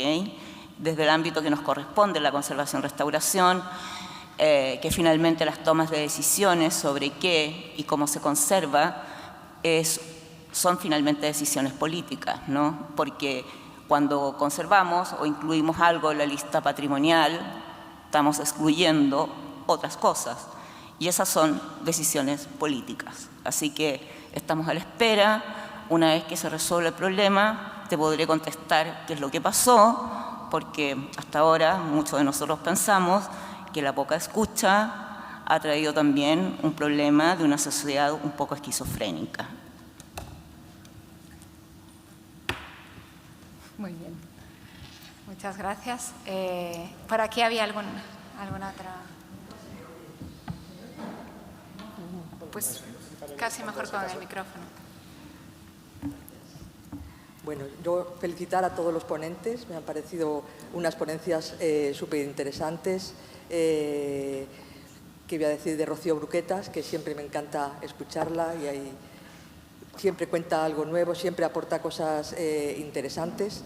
Al hilo de lo que has contado de la azurita, pues decirte que en las obras que estamos estudiando en el museo, pues sabes que tocamos periodos amplios y distinta procedencia, etcétera, estamos observando que en algunos casos la azurita va acompañada de varita. No sé si tiene que ver, supongo que con el origen. Hasta ahora lo hemos encontrado básicamente en pintura flamenca del 15, sobre todo, quizá de principios del 16. Entonces es un tema que estamos persiguiendo y ahora mismo pues como que no... Simplemente es recogida de datos y tal. Felicidades como siempre, Rocío, por toda tu presentación. En cuanto al tema que nos ha presentado Susana, bueno, el proyecto me parece maravilloso, inabarcable casi. Todo lo que ha contado Susana pues es extraordinario. Creo que hay un trabajo detrás súper bueno, súper útil. Y bueno, yo solamente, pues desde mi parte que trabajo en esto y que analizo muestras de pintura, pues manifestarles un poco mi pena de que yo realmente no puedo contar con muestras de un tamaño suficiente como para poder caracterizar un pigmento laca. Casi siempre nos tenemos que quedar en unos marcadores muy escasos, que a veces no nos permite, por supuesto, diferenciar kermes de cochinilla, sí, pero otras cosas más allá pues es difícil. Entonces, que piensen que realmente pues un trabajo de campo como el que ha hecho Susana, pues los resultados son muy imprescindibles, porque ahí vamos a saber qué tipo de marcadores hay, etcétera, pero realmente eso, trasplantarlo, trasvasarlo a las obras de un museo es complicado, muy complicado, porque el pigmento laca normalmente está en unas capas de pintura muy finas, en unas concentraciones muy bajas, dentro de una micro muestra. Entonces, pues bueno, simplemente era ese comentario y si queréis un poco... Sí. Apuntar algo. Bueno, sí, gracias Lola. La verdad es que, bueno,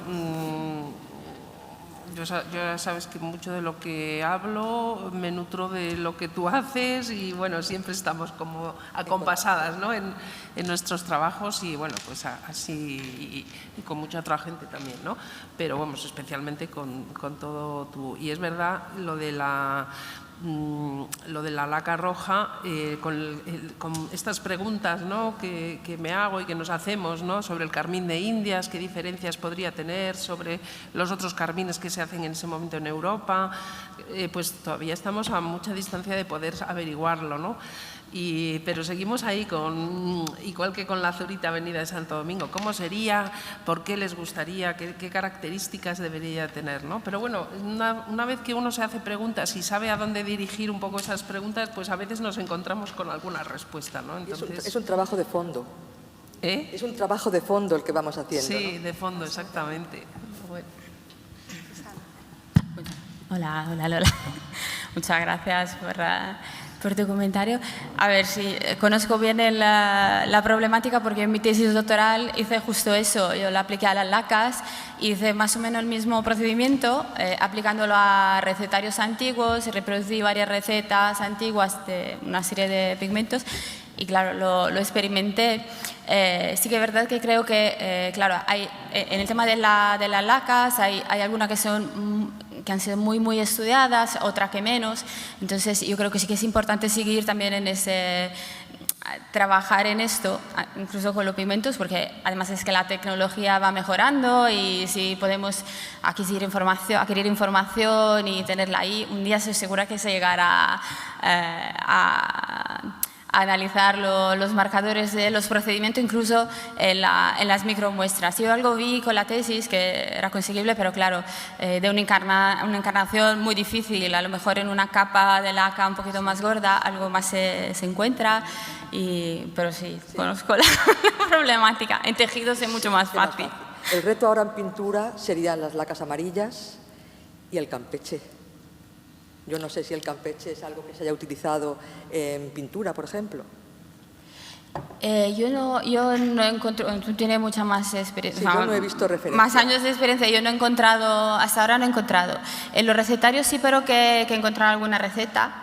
Y otra, bueno, yo claro, estudié en Italia y otras lacas que no se conocían, como la del iris, el iris germánica, se producía una laca verde muy bonita, que yo no he encontrado todavía en obra real, me encantaría, seguramente algo habrá. En los recetarios también se habla de otras especies menos conocidas, algunas de las cuales no se describe por tema de nomenclatura, a veces no se consigue asociar con una especie botánica, pero yo creo que habría que profundizar en eso, porque estoy segura que se utilizaban muchas más lacas de la que conocemos. Por ejemplo, en los manuscritos a lo mejor, y sería interesante seguir en ese campo, en ese camino. Pues nada, adelante. Pero vamos, el problema lo conoce.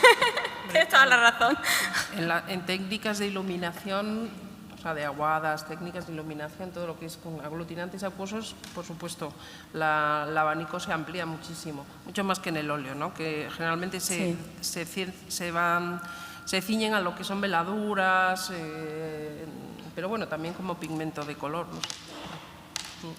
Pero las dos habéis apuntado un punto que yo creo que es crucial, ¿no? Es el continuar en esa investigación.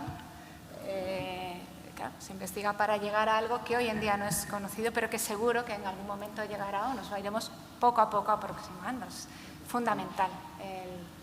¿No? Y con esa filosofía que también se ha apuntado hoy de un trabajo totalmente en conjunto, un trabajo transdisciplinar. Tal vez comentar algo que no hace sentido de lo que hablaban. No sé si los marcadores que han encontrado, digamos, se observan cambios según los modos de producción.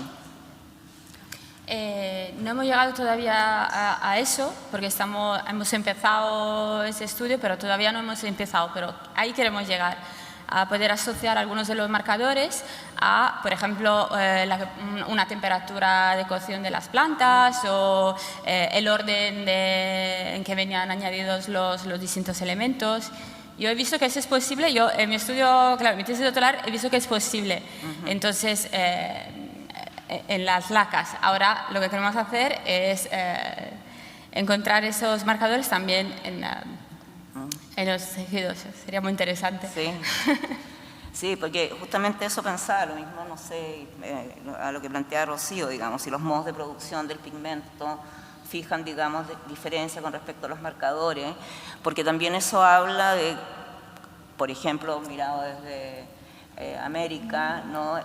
Cuáles modos de producción también pudieron llegar acá como un conocimiento de la producción, digamos, de ciertas materias primas para la obtención de estos pigmentos y estos colorantes, que parecería muy interesante, digamos, en un sentido, digamos, de la transferencia de conocimiento entre las poblaciones originarias, y después cómo eso se transformó también aquí en España, mejorando o cambiando esos modos de producción. Me parecería, hay mucho que investigar. Sí. Un campo enorme. No sé si alguien más de la sala, sí, tenemos varios. Bueno, yo también quería felicitar a los ponentes, han sido muy claras la conferencia que han dado cada uno para tener pensar objetivamente en lo que se hace en cada proyecto. A mí me ha servido mucho, pero solamente quería preguntar una cosa a Rosana. Esta es mi pregunta. Los aspectos que tienen que ver con la musealización de los yacimientos en Chile, ¿de quién dependen directamente en este momento? O sea, si un yacimiento, después de investigarlo, se va a musealizar, se va a convertir en un museo de sitio o en un museo integrado en los museos de la nación, a partir, ¿quién es el responsable y cómo se realiza? En términos arqueológicos, el patrimonio arqueológico, en los sitios más toda su evidencia material, están protegidos por la ley 17.288, que es una ley del Estado y por lo tanto, digamos, es un ámbito patrimonial que es de propiedad estatal. Eso dice la ley, pero la práctica dice otra cosa, ¿no? Nosotros dentro de cómo se ha ido desarrollando el modelo neoliberal, voy a ligar con la pregunta anterior, ¿no? Tenemos una constitución que privilegia lo privado por sobre lo público y por lo tanto, digamos, si bien la ley, que además es de 1970, o sea, en un periodo histórico completamente distinto al cual se construye la constitución que hoy todavía nos rige, en la teoría es que los yacimientos arqueológicos y los sitios son propiedad del Estado, pero en la práctica es que los sitios arqueológicos no vuelan en el aire, están asentados en un territorio y ese territorio es privado. Por lo tanto, las posibilidades que tiene el Estado de influir si eso se preserva o no se preserva, cómo se preserva, es bastante escasa y solamente se ha podido manejar a través de la Ley de Medio Ambiente, con los sistemas de información ambiental, que obligan que cualquier proyecto de desarrollo de cierta envergadura tenga que tener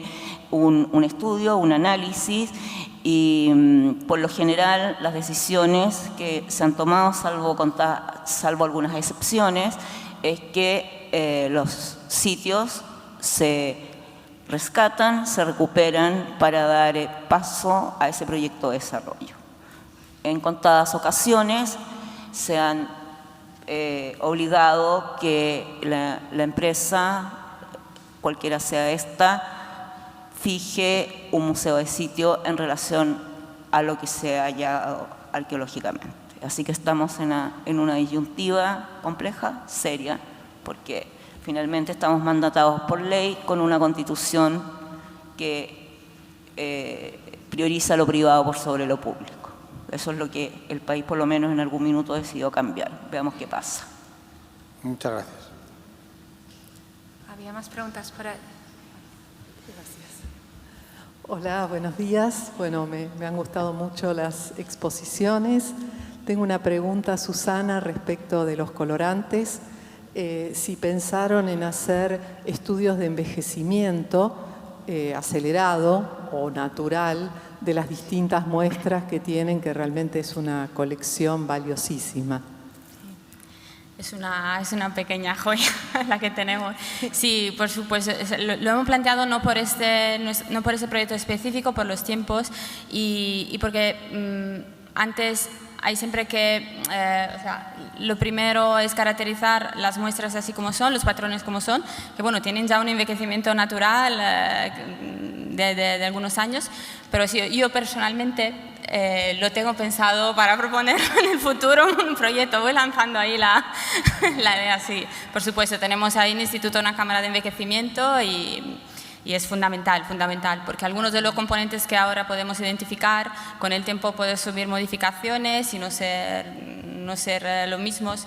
Algunos ya se conocen, de hecho el palo Brasil, por ejemplo, tenemos un componente que se llama, se conoce como tipo C, que en el colorante fresco, no sé cómo decir, o sea, en un tejido recién teñido es inexistente o muy bajo y va subiendo con el tiempo. Entonces eso es un trabajo fundamental.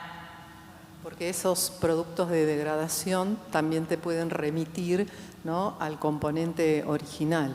Sí. Nosotros, por ejemplo, encontramos ácido carmínico en murales del siglo XVIII en Chile, en Pachama, una iglesia.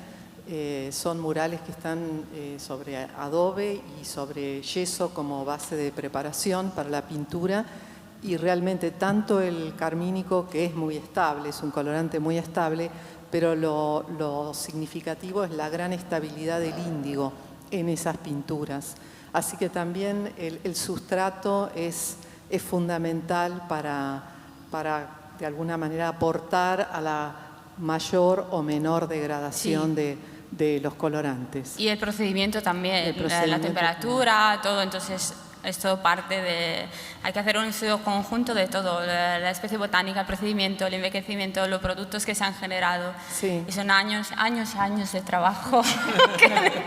Pero creo que, bueno, la dificultad que vos mencionaste por ahí en las veladuras, ¿no?, que es muy complicado detectarlo, pero lo bueno es que cuanto más se trabaja buscando ese tipo de colorantes, más información se va sumando y te amplía el panorama de ver cómo se utilizaban esos colorantes, que hasta que no los identifiques no lo sabes. Rocío ponía antes una imagen de una obra del museo de Morales. Morales es un pintor que vimos como hasta un momento el pigmento laca que usaba era el kermes, y a partir de un determinado momento, mitad del siglo XVI, empieza a haber cochinilla. Entonces, no es que sea un método de datación, ni muchísimo menos, pero eso es un dato más a la hora también de una obra, ponerla en fechas, un dato más a tener en cuenta. Eso es. Sí, yo creo que tenemos tiempo para una pregunta más. Hay dos. Creo que estaban por ahí antes. Buenas tardes. Muchas gracias a todos los ponentes por todo lo que estamos recibiendo de su información. Yo quería preguntar a Susana. Yo vengo de Ecuador. En Ecuador el avance tecnológico no es tan bueno. Nosotros hemos hecho los análisis de todo lo que son colorantes, pero con cromatografía de capa fina, porque esa es la única opción que tenemos. Sí. Hay equipos sofisticados, alguna instrumentación, pero nada aplicado a los bienes culturales.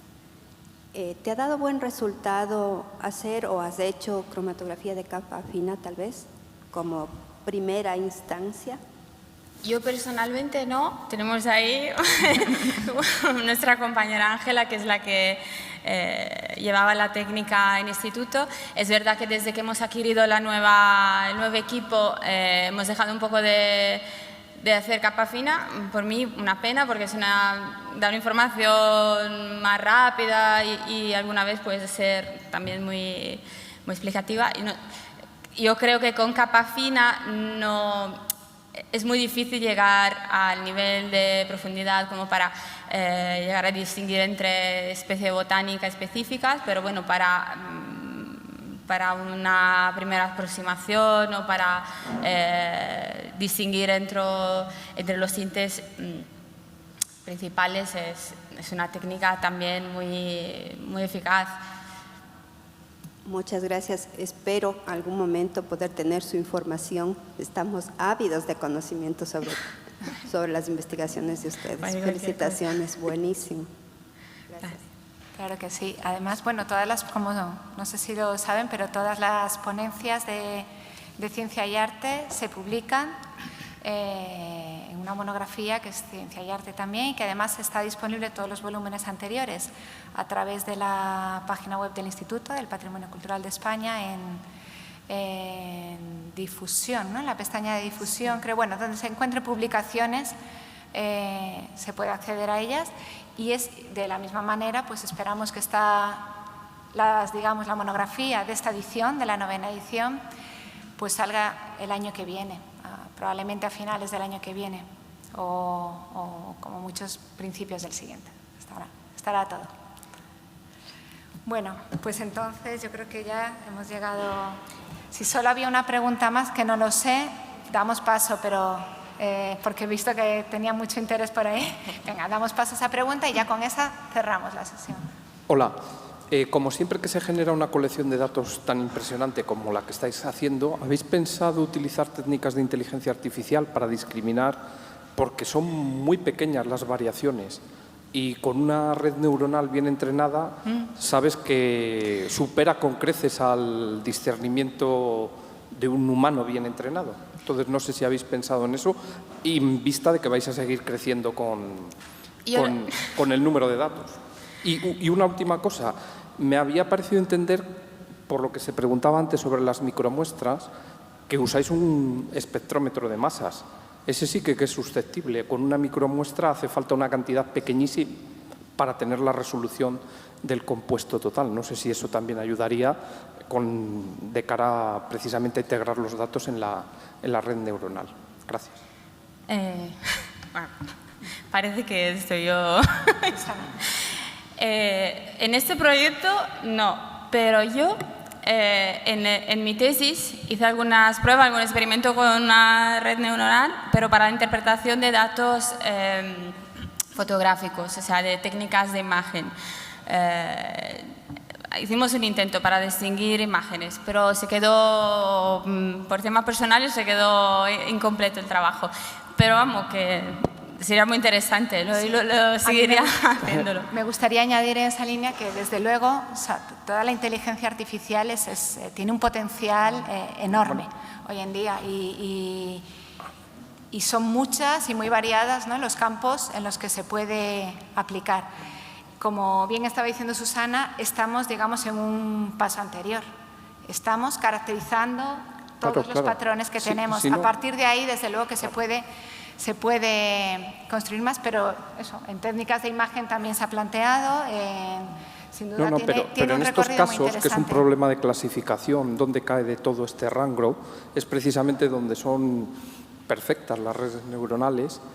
Hoy en día, por ejemplo, diagnósticos de ciertos tipos de enfermedades, que pueden ser de las cosas más complejas, una red neuronal ya supera a los médicos mejor entrenados. Sí, no claro, falla, pero para llegar ahí hay que tener mucha alimentación, o sea, hay que alimentar antes mucho la herramienta, ¿no? Para Claro, que todavía estamos en la fase que tenemos que procesar los datos, porque la que obtenemos de los equipos es una información bruta que hay que limpiar, que hay que elaborar, para luego llevar a tener esas tablas, y con todo ese material de esos datos sí que se podría alimentar una red neuronal. Vamos, luego podemos intercambiar contactos Muy bien. y hablarlo. ¿Quieres comentar nada? Pues entonces, nada, yo creo que queda claro. Podemos acabar a lo mejor con esa frase que tanto usamos en el área de investigar para conocer, conocer para conservar. Yo creo que la sesión de esta mañana ha sido un clarísimo ejemplo o una evidencia de esa filosofía. Y bueno, pues paramos ahora.